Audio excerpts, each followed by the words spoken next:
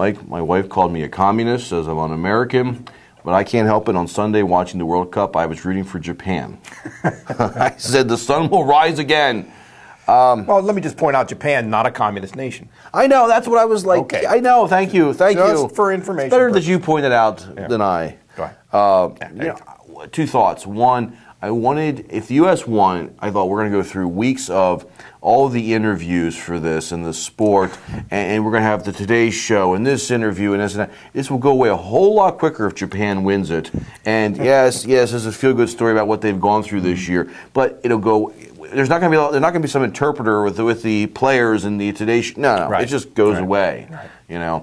They won't be doing the top 10 list on Letterman. Exactly. Yes. Right. Who takes the loser? No, you don't do that. No. I'm saying the Japan team won't be doing exactly. that. Yeah. And we won't be getting the runner-up. No, there is no prize. It's been a loser. terrible burden for you, Starkey. I can sense that. Yeah. Thank God your emancipation is at hand. Well, I think I used to play the sport as a kid, but I just think the sport gets pushed down people's throats when it comes up, and now we're going to start a women's league or have a league. Well, there is a women's league. Yeah. Is it really? I know there is. But they're talking about the exposure. They'll get a whole lot less exposure because you lost.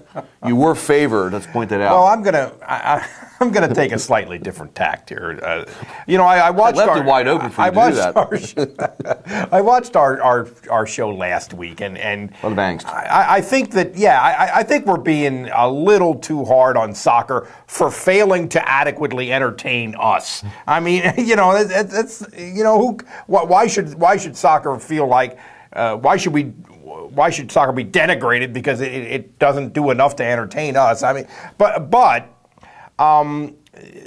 Again, we get to this situation where the World Cup was decided on penalty kicks, which is even lamer than a basketball game being decided by free throws, because there's a huge luck element, as everybody knows. I mean, right. anytime the goalie saves a penalty kick, makes a save, it's luck. They guessed the right way. The goalies will tell you that. So I just think this is a problem, and this exists as kind of a way of the soccer world acknowledging the problems with soccer. It's so hard to score that we can't just play in overtime because it might last 3 weeks, and I don't know. I think that's a problem with soccer. But other than that, I want to say that they're good athletes. I think the women's game is more entertaining than the men's game, because there's more scoring, there's more up and down, there's more opportunities to beat the defense down the field for whatever reason. I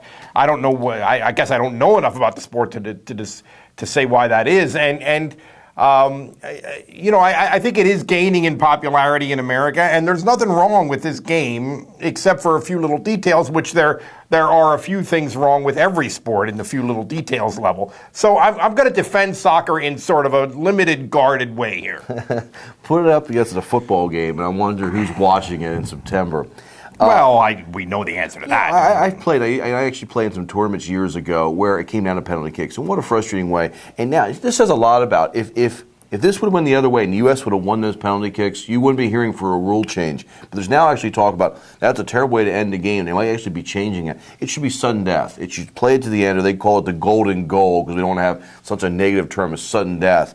But do not end a game like this, that you played all those minutes and all that sweat and tears and heartbreak to come down to penalty kicks? Give me a break. It says a lot, and Christine Brennan just wrote, it was on shows and it's been written about this for USA Today, their columnist, that this says a lot about the women's sport of soccer and U.S. women, that we in some cases said they choked because they should have won the game. That puts them up on elite level. These women have risen up through the 90s. Mia Hamm, Brandi Chastain, these women that have done stuff in the past in this sport have gotten to a level now that not winning the ultimate prize means something in this sport. They've got to a level where you get to be called a choker. Yeah. Which I guess is actually something pretty impressive. I guess we could say that's progress, yeah.